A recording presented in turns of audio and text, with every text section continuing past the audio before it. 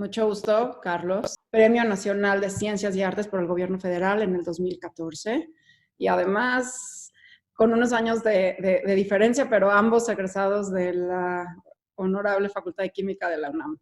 Correcto, así es y con mucho gusto. Muchas gracias, Carlos, Carlos. por darnos tu tiempo en estos días que seguramente estás ocupadísimo. Mi primera pregunta, que seguramente muchos de los que nos van a escuchar a través de Enlace Judío, es especialmente en una conferencia que hizo Bill Gates en 2015, una plática TED que ha estado circulando bastante. Y bueno, también lo ha declarado varios científicos, incluso a través de la Organización Mundial de la Salud, que se venía esperando una pandemia. Estábamos esperando una epidemia, quizás más de algún virus de la familia de la influenza, pero nos sorprendió el coronavirus. Y mi pregunta es, ¿por qué estaban esperando una epidemia?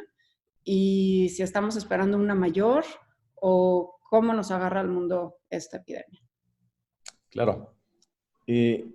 Esta predicción, digamos, que se hace, no solamente por Bill Gates, sino yo creo que es un consenso en las comunidades científicas que nos dedicamos a esta área, a los virus, porque, bueno, es claro, para empezar en el caso de influenza, que es un virus que muta muy rápido, que cambia muy rápido.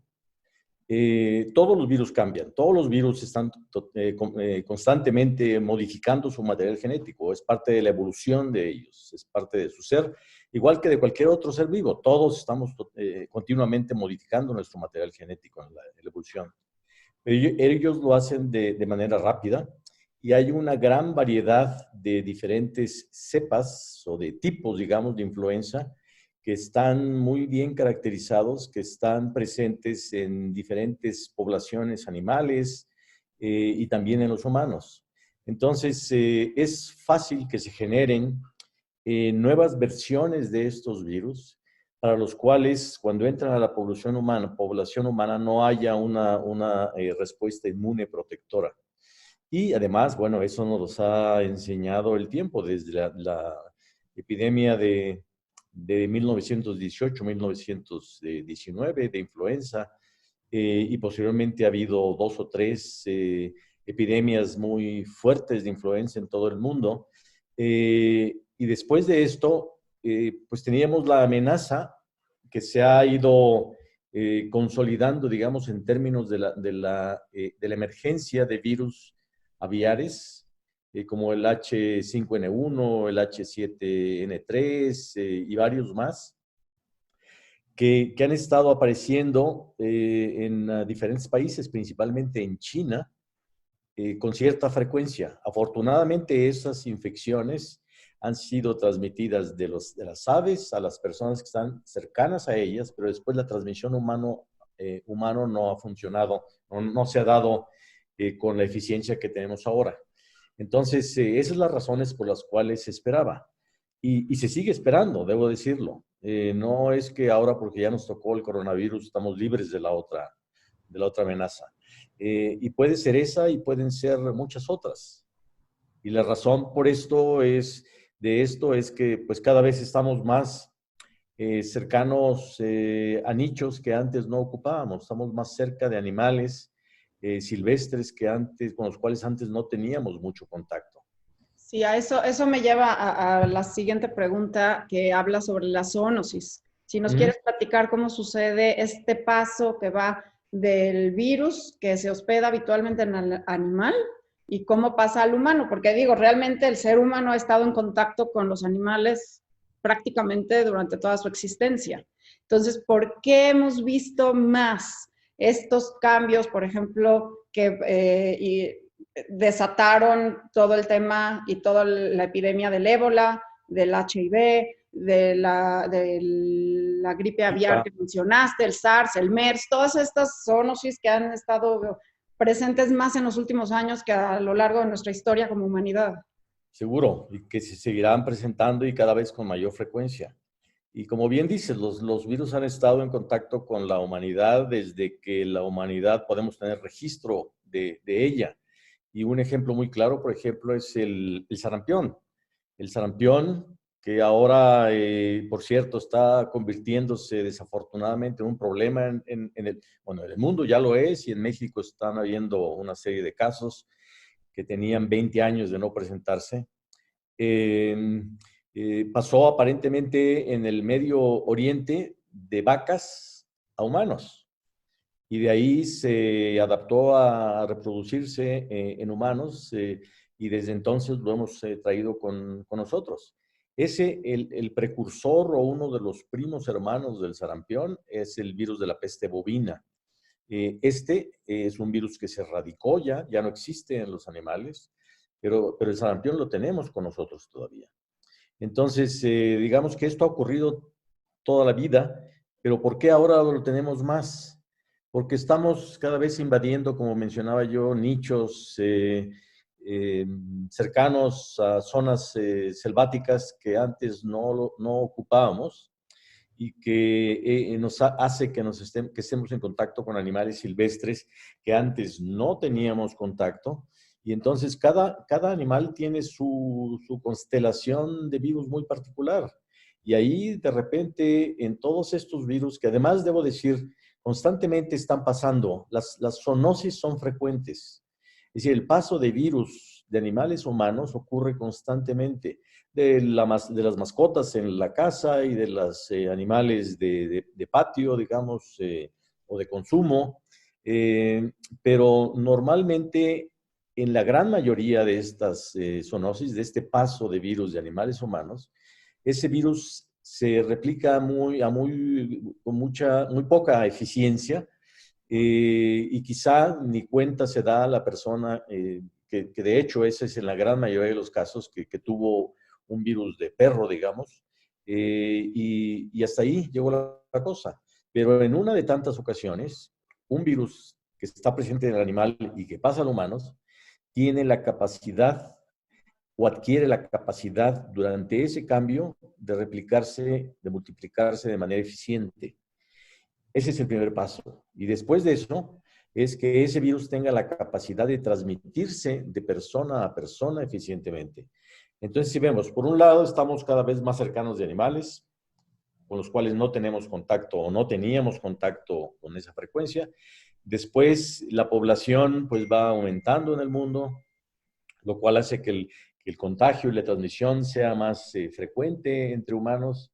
Después tenemos la facilidad de movimiento en el mundo con todos los aviones. Podemos estar de un lado al otro lado del mundo en 30 horas, 32 horas.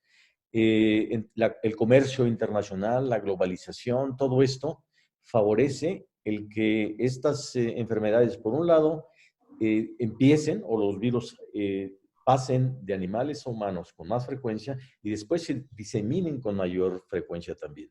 Y es importante decir que esto es algo que va a seguir, tenemos que estar conscientes, va a seguir ocurriendo y cada vez con mayor frecuencia. Quiero pasar a otro tema interesante.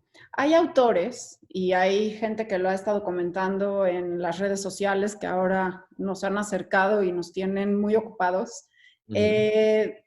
Han habido autores que argumentan que por qué el coronavirus está teniendo tanta visibilidad, tanta atención, si realmente tiene un índice de mortalidad mucho más bajo que enfermedades como la tuberculosis, por ejemplo. La tuberculosis, aproximadamente 1 millón de fatalidades al año, o incluso enfermedades respiratorias que tienen 2 millones al año. ¿Por qué el coronavirus es tan importante? Y si realmente podemos comparar el número de muertos de coronavirus, de este nuevo coronavirus, con estas estadísticas anuales mundiales. Claro. Sí, la respuesta primera es que es un virus que no conocemos. Ese es el punto de entrada, digamos.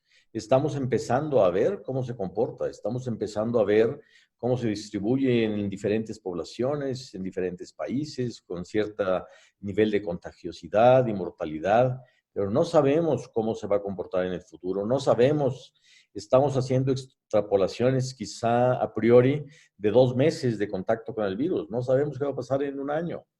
Entonces, ese es el primer punto. Y después, una vez que pase todo esto, podremos realmente evaluar su relevancia o su impacto en relación a otras enfermedades. No necesariamente quiere decir que este vaya a ser el patógeno, si consideramos bacterias también, y como tuberculosis, como mencionabas, o parásitos, como es el caso del paludismo, la malaria, pero lo veremos en su momento. Ahora no lo sabemos y ese es una de las grandes incógnitas que tenemos. En relación a influenza en promedio en Estados Unidos, que es uno de los países que tiene un seguimiento más puntual, digamos, del número de casos que se dan al año, hay, de acuerdo al CDC, del orden de 35,000 muertes cada año. Y ahora vamos, ya no recuerdo, pero creo que en 2,000 y cacho de muertes en dos meses. Pero hay que considerar que ese conteo, la contabilidad de las muertes, de la enfermedad y las muertes por influenza, se da por estimaciones. Esto es, hay todo un sistema de vigilancia epidemiológica muy bien organizada que detecta un cierto número de enfermedades, de personas enfermas y de fallecimientos, y después hacen una extrapolación, una estimación de cuánto podría haber en todo el país. Y aquí lo que tenemos son datos de lo que está pasando. Realmente no tenemos estimaciones. Nuevamente regresamos al punto anterior. Una vez que tengamos, que termine esto y que se pueda hacer una estimación de cuántas personas murieron debido a esto, de cuántas personas se enfermaron debido a esto, entonces podemos comparar. Entonces, realmente los autores que se están aventurando a minimizar el tema están comparando peras con manzanas. Exactamente. O sea, no hay manera de comparar en este momento. Y bueno, pues la situación es muy diferente además, porque ahora para influenza, aunque no se usen, desafortunadamente, pero hay vacunas, hay medicamentos específicos, para esto no lo tenemos. Entonces, la situación es diferente y el balance no puede hacerse en este momento. Podrá hacerse quizá en 1 año, 2 años. Muy, muy importante que lo hayamos aclarado. Otro tema interesante es hablar del virus. Sabemos, bueno, y sabemos como la población en general, pero tú que eres virólogo, más aún, cómo los virus mutan constantemente, ¿no? Ujú. Y incluso hay por ahí un árbol, no sé si se vale llamarlo genealógico, del virus, de cómo Filogenético se llama. filogenético, así Sí. es. Bueno, un árbol filogenético que hemos ya visto de cómo el virus inicial que se detectó en China y que se reportó en diciembre de 2019 es diferente genéticamente a cierto nivel con el virus que tenemos ahora en México, incluso el que está en Europa.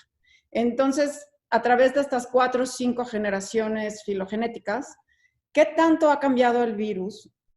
Se ha hecho más virulento quizás eso explica que tengamos más casos juveniles.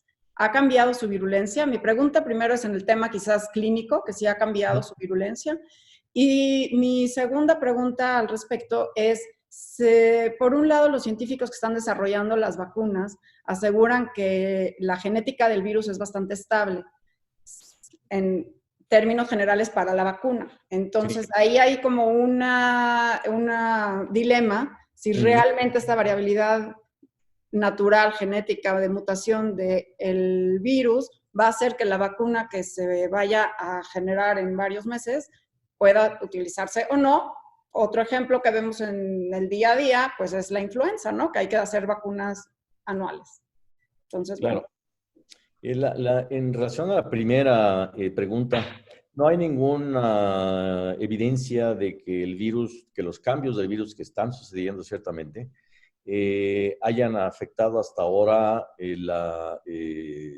su capacidad de transmisión o su virulencia, su capacidad de generar infecciones más severas. Podemos pensar en el virus en un cuento, en una fábula, a lo mejor, de 30,000 letras. ¿Sí? Estamos hablando que son el número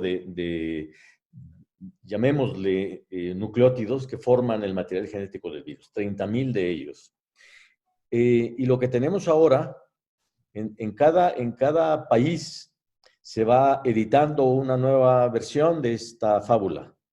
Y resulta que en cada país tiene 3 o 4 cambios de letras de los 30,000.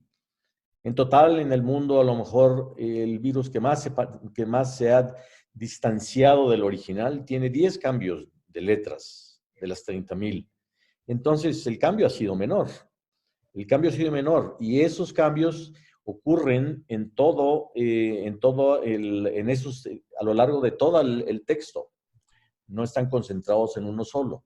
Entonces, la velocidad de cambio de este virus, lo que se espera es que tenga quizá alrededor de 30 cambios cada año, en función de lo que se conoce de su tasa de evolución. Entonces, es una tasa de evolución que es aproximadamente 2 o 4 veces menor a la de influenza, por un lado. Y la otra es que la mayor parte de los cambios que se dan conducen a problemas para el virus mismo. Estos reducen su capacidad de multiplicarse, de contagiar, son menos hábiles o están menos adecuados, preparados para reproducirse dentro de las células. Entonces, las mutaciones o los cambios genéticos no siempre están asociados a problemas. De hecho, en el virus del SARS, el virus que empezó en 2012, cuando se analizó el de 2013, las versiones más comunes de ese virus tenían un cambio, una deleción de alguna fracción de su genoma y eran, cuando menos en animales experimentales, menos capaces de replicarse que el original. Entonces, esto es una evolución que puede ir en cualquiera de los dos sentidos y que tiene sus tiempos. Y hasta ahora insistiría en que no hay ninguno de los cambios que se hayan dado que indiquen que esté aumentado su virulencia. O sea, es decir, que las mutaciones no han sido en lugares relevantes. Eso es. Digamos que de esa fábula de 30,000 letras, donde ha habido 10 cambios, quizá lo relevante es la moraleja. Y en esa moraleja no ha habido cambios todavía. No quiere decir que no se den y tenemos que estar atentos a ellos, pero hasta ahora no ha ocurrido. Bueno, pero da mucha esperanza lo que platicas, que se espera entonces que se vaya atenuando. Eso es uno, bueno, puede suceder. Y la otra cuestión en términos de las vacunas es que nuevamente, si nos imaginamos nuevamente, regreso a las 30,000 letras, que ha habido 10 cambios en, no sé, 2, 3 meses tenemos ya con esto, la posibilidad o la probabilidad de que se generen en los lugares críticos importantes para que las vacunas sigan funcionando no son muy altos. Entonces, sí esperamos que las vacunas, a pesar de los cambios que se están dando, funcionen durante cierto tiempo. Claro. Ante la presión inmune que se va a dar cuando empecemos a ser vacunados y tener nuestras defensas, anticuerpos ante el virus, es posible que el virus empiece a cambiar en esas zonas. Pero por lo pronto, sí, yo creo que estamos en buena posición para poder desarrollar vacunas que sean eficientes y efectivas cuando menos en un par de años, 3 años. Ojalá. Hablando de atenuancia y del cambio en el comportamiento del virus, algunos autores han estado, bueno, y políticos también, pero con distintos, unos con corazonadas y mucha esperanza y otros quizás con más, con un poco más de datos sólidos. ¿Qué podemos esperar ahora que viene ya, bueno, que ya estamos en primavera y en unos meses ya el verano, va a cambiar el clima en el hemisferio norte, más calor, más humedad con las lluvias? ¿Podemos esperar algún cambio? Sí, en general los virus respiratorios muestran una tendencia a ser más frecuentes en condiciones de menor temperatura y más secas, menor humedad. Sin embargo, yo insistiría en que este es un virus nuevo. Sí esperaríamos que disminuyera la frecuencia de contagio, probablemente, Pero la realidad es que esa disminución, cuando menos en esta primera oleada, no va a ayudarnos realmente a evitar la distribución mundial y a tener problemas en todos los países en los que se está distribuyendo, porque la población es totalmente susceptible a la infección. A la infección. Entonces, si lo podemos ver simplemente en Ecuador, es uno de los problemas en Latinoamérica o Sudamérica que están teniendo problemas más serios y está justamente con temperaturas de 34, 35. Lo mismo sucede en Indonesia. Un ejemplo interesante es Singapur, que tuvo una dispersión importante al inicio en enero, febrero, y después con temperaturas de 34, 35 grados máximas. Se controló y ahora es uno de los países que tiene menos problemas. Pero porque reaccionaron y tuvieron un control y un seguimiento de los casos y de los contactos realmente excepcional. Es un ejemplo de cómo se deben hacer las cosas, que claro que es un país pequeño, rico, que es diferente en otras condiciones. Pero entonces, yo creo que en efecto el virus va a disminuir, el número de contagios va a disminuir un poco, pero no sabemos cuánto, y ciertamente no creo que ese simple cambio vaya a hacer que de repente el virus se pare y entonces los países que estamos con temperaturas altas ya no tenemos que preocuparnos. Creo que eso no va a pasar. Ok, o sea, va a ser una disminución, pero no sustancial. Así es. Y quiero aprovechar que mencionaste la primera ola para que expliques un poco de qué se trata esto de la primera ola, la segunda ola. Sí, en realidad en esta primera pasada que nos está dando el virus por todo el mundo, lo que han dicho los epidemiólogos es que podemos infectarnos quizá el 50, 60, 70% de la población. Y después el virus se va a quedar con nosotros, de eso no hay duda. Entonces, de hecho, algunos modelos matemáticos sugieren que puede haber un pico más fuerte a finales de este año, en la época invernal, hablando del hemisferio norte. En el invierno 2020 y 2021 puede haber un pico mayor todavía, porque ya está distribuido más el virus por todos lados y entonces también, si en realidad la temperatura y las condiciones de humedad son importantes, van a favorecer que esto se dé. Esto lo vimos con influenza hace 10 años. Hubieron dos olas y la segunda fue más fuerte que la primera. Entonces, a la larga de 3 o 4 o 5 años, todos, el 100% de la gente, vamos a estar infectados. Lo que es importante son dos cosas. La primera es que nos infectemos no todos al mismo tiempo, para que haya la posibilidad de ser más manejable el número de enfermos para el sistema de salud de los diferentes países. Y segundo, pues mejor que nos enfermemos en 2 o 3 años cuando ya haya vacunas y medicamentos específicos. Esto es, que estemos vacunados y que cuando nos infectemos, pues no tengamos ya tantos problemas de desarrollar una enfermedad severa. Claro. Me encantaría nos platiques un poco en épocas normales, no en medio de una contingencia como la en la que estamos. ¿Qué haces en tu laboratorio? ¿A qué se dedica Carlos, el virólogo? ¿Qué haces en tu Claro. laboratorio? Y luego quiero que nos platiques un poquito, realmente ahorita, en el tema de emergencia, cuál ha sido tu labor y cuál está siendo tu labor. Creo que es muy relevante que nos los platiques. Claro.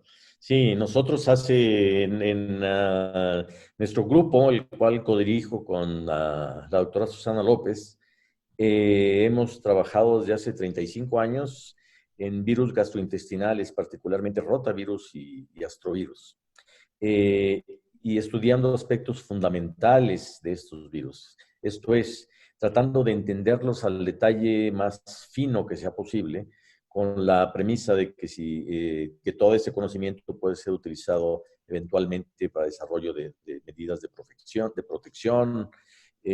o de tratamiento, terapéuticas. Entonces, estudiamos cómo el virus es capaz de unirse a una célula. Los virus requieren de ingresar a una célula para poder replicarse, no lo hacen fuera de ella, y para eso tienen que unirse a la superficie celular. Una vez que estén dentro, tienen que, bueno, después de unidos tienen que entrar, una vez que estén dentro, tienen que su material genético empezar a multiplicarse, tienen que tomar control de la maquinaria celular, digamos, para hacer todos sus bloques que lo conforman, tiene que armar esos nuevos virus, tiene que salir de la célula. Entonces, todos estos pasos es lo que ha sido nuestro campo de conocimiento a lo largo de 35 años, principalmente para estos virus. Y la otra parte es que la célula tiene muchos recursos. Cuando un virus entra a una célula y empieza a multiplicarse, la célula ha desarrollado evolutivamente medidas de reacción en contra de estos patógenos, digamos, y de cualquier otro, no solamente virus, bacterias también.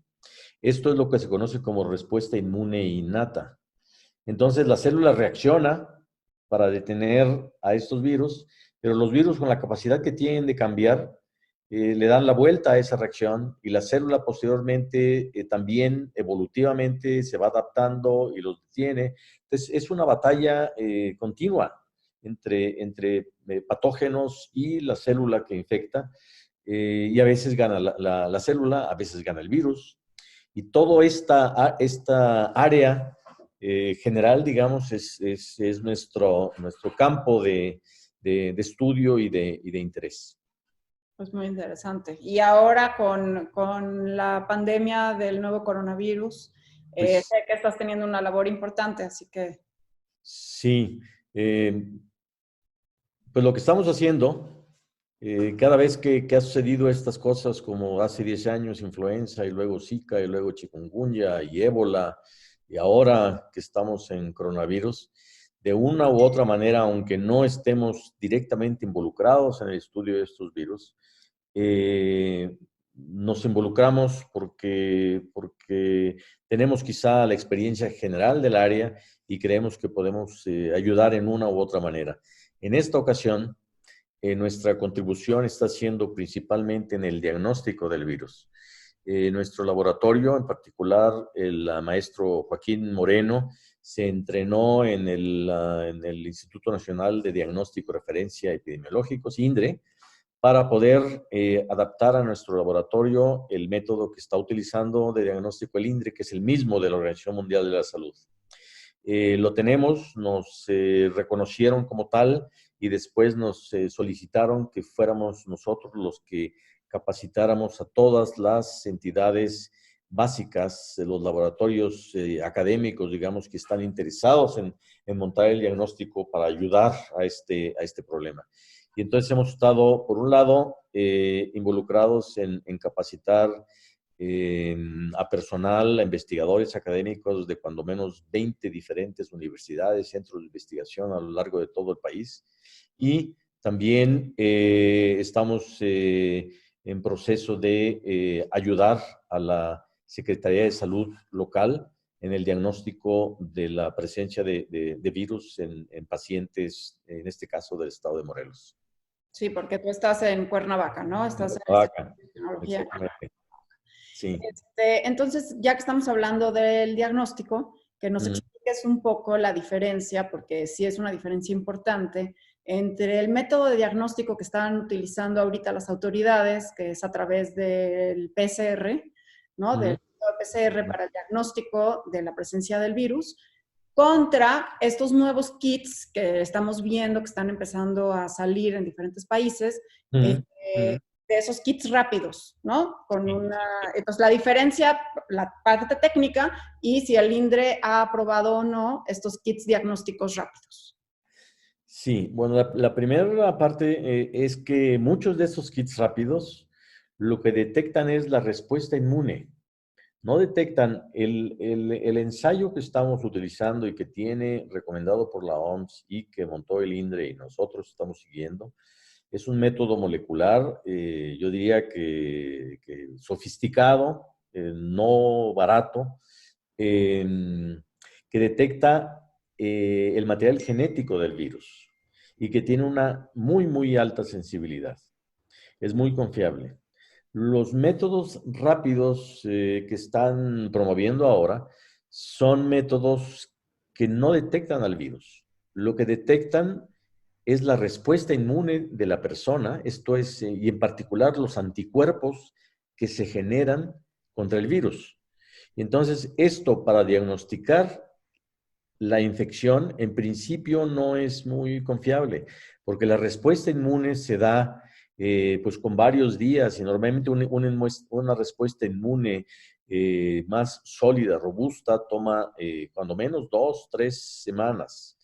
Entonces, para ese tiempo, pues ya el virus no está presente. Entonces, si lo queremos aplicar estos métodos rápidos a alguien que empezó con los síntomas y que tiene el virus hace 5 días, 6 días, la posibilidad de detectar una respuesta inmune a esos tiempos tan cortos después de la infección es muy baja. Entonces, yo no conozco los datos, no sé realmente cuál sea la sensibilidad que tengan, pero es claro que va a ser una sensibilidad no muy buena y que a lo mejor sirven para hacer un tamizaje general de cómo anda la población infectándose, pero están lejos de ser un método diagnóstico. Claro, darían muchos falsos negativos. Correcto, correcto. Y entonces, a final de cuentas, se necesitarían pruebas confirmatorias como las que estamos haciendo nosotros, sí. ¿Y el INDRE ha aprobado estos kits diagnósticos? No, no, no. Bueno, no hasta donde yo sé.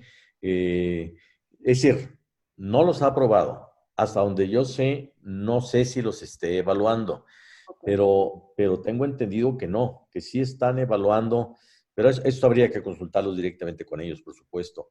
Claro. Pero sí están evaluando otros kits diagnósticos que también detectan la presencia del virus, pero que utilizan un método alternativo, diferente, digamos, al que se está utilizando actualmente.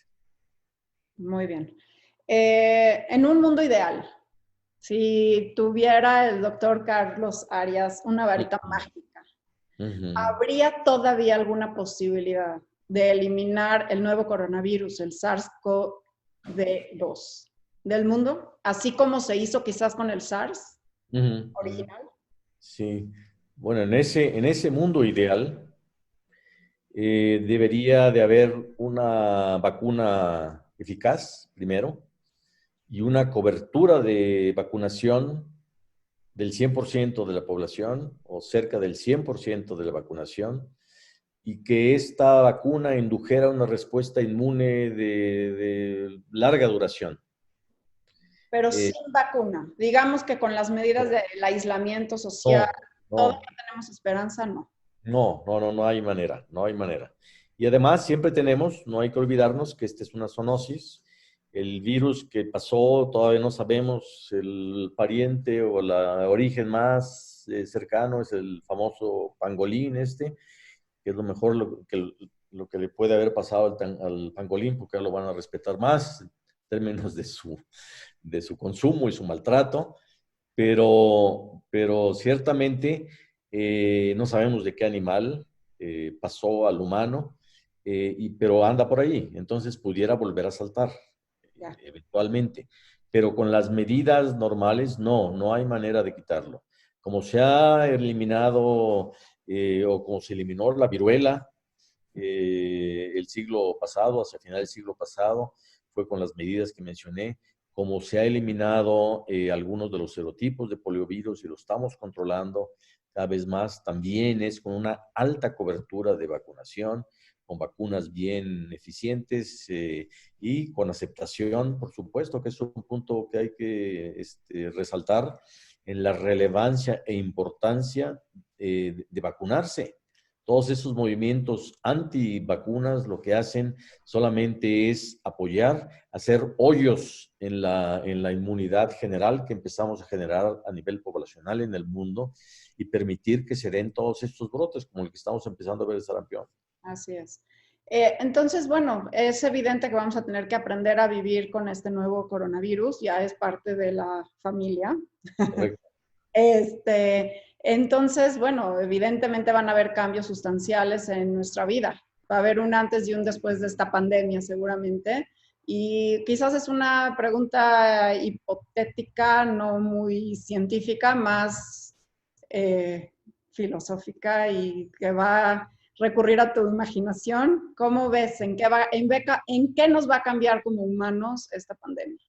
Sí, mira, más que entrar a la parte filosófica, que esto te lo dejo a ti, lo que te diría es que dentro de 5 años, digamos, este virus va a estar aquí, pero vamos a tener la gran parte de la población va a estar inmune. Entonces, el virus no puede infectar a las personas que están inmunes. La cantidad de susceptibles que van a estar generándose, pues por supuesto, porque nace gente nueva, niños que son susceptibles y crecerán y serán factibles o van a estar susceptibles, digamos, a infectarse, pero la transmisión va a disminuir mucho. Y entonces, después de eso, va a haber, van a haber vacunas, va a haber tratamiento. Entonces, quizá mi visión a mediano plazo, largo plazo, es que este virus no va a representar un problema más grande del que tenemos de otros coronavirus o de la misma influenza. Puede ser que bajo esas condiciones la influenza sea peor. Ok. Pero, pero, este, pero lo que también es importante tener presente, y ese es el mensaje que me gustaría dar, es que este no va a ser el último virus que surja. Entonces vamos a tener, no sé cuándo, digo, lo han dicho N personas, no sabemos dónde ni cuándo, pero tenemos la certeza de que va a ocurrir y que van a seguir ocurriendo. Entonces, lo que necesitamos no tanto es preocuparnos, bueno, en este momento, por supuesto, por esta, pero la memoria histórica es corta. Yo dudaría que a lo largo de 3, 4 años haya grandes cambios en la sociedad debido a lo que experimentamos o estamos experimentando ahora. Yo creo que lo que tenemos es que tener la conciencia y tomar las acciones necesarias para prepararnos ante las siguientes epidemias que se van a dar en X años, 5, 10, 15, 20, y que pueden ser tan malas o mucho peor que estas. Entonces, hay que planear con tiempo, no reaccionemos cuando ya tenemos el problema en la puerta. Y yo creo que eso, entiendo que es difícil de lograr o de hacer para los políticos, porque siempre hay cuestiones más inmediatas en las cuales tienen que dar resultados, pero de alguna u otra manera tienen que entender que esto es algo que hay que planearlo a largo tiempo. Si Así. no, pues vamos a estar cada vez más en esta situación y de repente nos encontramos con un virus que pueda ser todavía mucho más agresivo que este, ¿no? Así es. Bueno, entonces es un excelente mensaje. El mensaje sí nos va a cambiar porque va a tener que cambiar nuestra estrategia. Eso es. Espero que sí. Espero para bien. La doctora Susana, que ahora me entero que es la esposa del doctor Arias, se acercó a seguir platicando. Entonces me encantaría incluirla obviamente en la plática, porque al principio de la entrevista el doctor Carlos Arias nos mencionó que la investigación que hace en virología, el laboratorio conjunto lo tiene con la doctora Susana López Charretón y resulta que además es su esposa y la Y mamá de sus madre, hijos. y madre de los hijos, así es.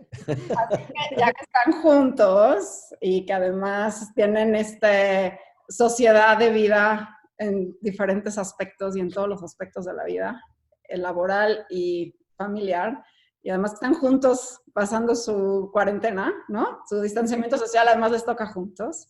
Entonces, ahora sí, regresemos a lo que estábamos charlando de forma muy casual sobre los jóvenes. Estaban platicando los dos algo muy interesante. Sí, lo que les decía es que hay como tres criterios, digamos, o parámetros para entender lo que está pasando en términos de los diferentes grupos de edad. Uno es quiénes son los que más se infectan en términos de edad ¿quiénes son los que más tienen infecciones severas que te llevan al hospital y quiénes son los que más se mueren? Sí. En China, lo que se ha visto después de casi el 90% del caso del número total de enfermos que tuvieron, de confirmados, es que los que más se infectan están entre 20 años y 70 años. Los que más Eh, se infectan. los que más se infectan. Y esto, bueno, lo que uno entiende es porque es por la exposición que tienen. Salen más. Los menores de 20 años están un poco más limitados, quizá porque sus padres les dicen no salgas, y los mayores, pues por diferentes razones, pero están más en casa. Entonces, los que más se infectan son entre 20 y 70. Esos son datos de China. Eh, ¿Cuántos son los que tienen enfermedad severa en China? Eso no lo reportaron. Pero ¿quiénes son los que se mueren? Ahí sí hay una diferencia tremenda. Los que más se mueren son los viejitos. Se infectan menos, pero el 15% de los mayores de 60 años muere. Mientras que baja de 60 a 70 años ya baja al 8% y el de 50 a 60 baja al 3% y después ya es muy, muy baja. Pero es muy interesante esto, te voy a decir por qué, Carlos, porque los chavos se sienten invencibles y que a No, ellos no les va a dar y se vuelven los vectores. pero déjame decirles nada más, Exactamente. perdón, déjame nada más terminar de decirles, bueno, eso es lo de siempre, además, ¿eh? Sí, claro. Sí. Están viendo. Yo sé. No, para terminar la idea, pero lo importante es que las cosas están cambiando y los datos recientes de Estados Unidos, de Italia y de Francia están mostrando cosas diferentes. Uno es que los que más se infectan siguen siendo la gente más activa, entre 20, 70 años. Los que más se mueren siguen siendo también los de mayor edad. Sin embargo, los que requieren, que está viendo que requieren hospitalización y realmente cuidados intensivos, o sea, infecciones severas, la mitad de ellos en Holanda, en Francia, en Italia, están siendo personas entre 20 y menores de 50 años. Entonces, no es solo que se infecten más por el estilo de vida que tengan, sino que además, cuando menos los números que están liberando ahora, muestran pues que están teniendo, que tienen la misma, a final de cuentas, la misma probabilidad de tener infecciones severas que la gente de mayor edad. Pero aún así, sí los números asustan, pensando en que la gente grande, mayor de 60 años, sí están pasándola muy mal. O sea, sí son muchísimo más frágiles para esta enfermedad. Entonces, una de las cosas que decimos mucho es que los jóvenes tienen que ser muy responsables, no por ellos, como tú dices, no son, bueno, ahora no se ve que sea por ellos, pero todos tienen papás, todos tienen abuelos. Y llevar la infección a tu casa es un acto total de irresponsabilidad, ¿cierto? Entonces, como que también eso hay que hacérselos muy claros. Una cosa que es muy interesante y que por lo menos es una buena noticia dentro de todo, es que los menores de 19 años, los niños, no se están enfermando, casi ninguno. O sea, como que quizás sí están replicando el virus, quizás sí tienen el virus y por eso están aislados de las escuelas también, porque pueden ser vectores, digamos, pueden ser reservorios del virus, pero no hay muchos casos en todos los 400,000 que llevamos, hay muy pocos reportes de niños.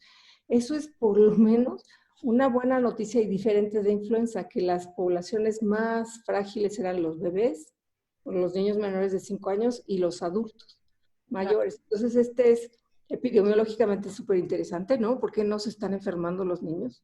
Porque, pues, o sea, están finalmente en contacto Bueno, con las madres. aunque todavía está en tema de análisis el paso del virus por la placenta y los niños bebés, los infantes que han nacido de madres con COVID positivo, ¿no? Todavía está por definirse Sí, muy hay bien reportes madres chiquitos. recién nacidos.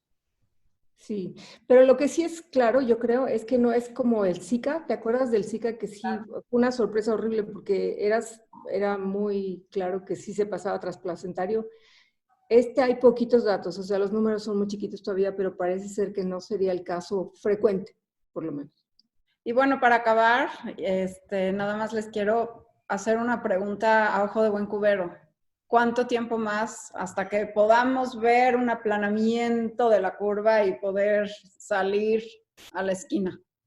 Híjole, más de un mes seguro. Más de un mes, y lo que sí es que Como depende... científicos, ¿eh? Desde el lado de la ciencia. No quiere decir que sean las decisiones que las autoridades tienen que tomar, ellos tienen que evaluar otros factores. No, claro, es que es cuestión de ver la historia de lo que ha pasado. O sea, China apenas se está levantando. Y depende mucho de qué también nos portemos, porque si la gente en una semana se harta y empiezan a salir, en una semana es la Semana Santa, las vacaciones, mucha gente ya tiene pagados viajes, todo eso se tiene que contener. O sea, en realidad tendríamos que paralizarnos muy bien para bajarla rápido. Si no, lo vamos a pagar con tiempo y como tú dices, o sea, no se recupera, el dinero se recupera. Lo que no vamos a recuperar es el trancazo a las personas, a la vida. Yo multiplicaría por 3 o 4 la expectativa de Susana. 3 meses, 4 meses. 3, 4 meses, esa es mi expectativa de estar en casa. Y nuevamente, por lo que platicábamos de las oleadas, la primera ola y la segunda, en 4 meses estamos que en marzo, 3 y 4, 7, son julio, ¿no? Y muy pronto va a empezar el otoño y el pico para arriba.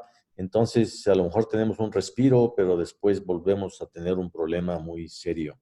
Y quizás en esta etapa deberíamos hacer algo de diagnóstico de inmunidad en la población, ¿no crees? Por supuesto. Sí, sí, sí. ¿No? O sea, eso sí es muy importante. Ya hay pruebas. Nosotros estamos tratando de hacer una, pero estamos todavía en pañales, para ver el suero de las personas, porque así podemos decir, tú ya te infectaste, ¿no? Y ya también vamos a saber que sí hay inmunidad prolongada y no te tienes que preocupar si ya te infectaste. Entonces, eso va a ser como que hacer cuestionarios serológicos, encuestas serológicas, para ver de la población cuántos ya se han infectado y ya eso puede hacer una inmunidad de rebaño que va a facilitar el que se atenúen las cosas, ¿no? No, eso sería muy bueno porque es la gente que resulte positivo, que ya se infectó y está ya inmune, pues puede ser la fuerza básica de la economía. Muy Muchas bien. gracias, Carlos. Muchas gracias por tu tiempo. Mucha suerte con todo el tema del diagnóstico que es tan importante ahorita en nuestro país detectar estos casos. Y pues enhorabuena por tu trabajo. No, muchas gracias por el interés y estoy seguro que vas a hacer un trabajo excelente. Muchas gracias.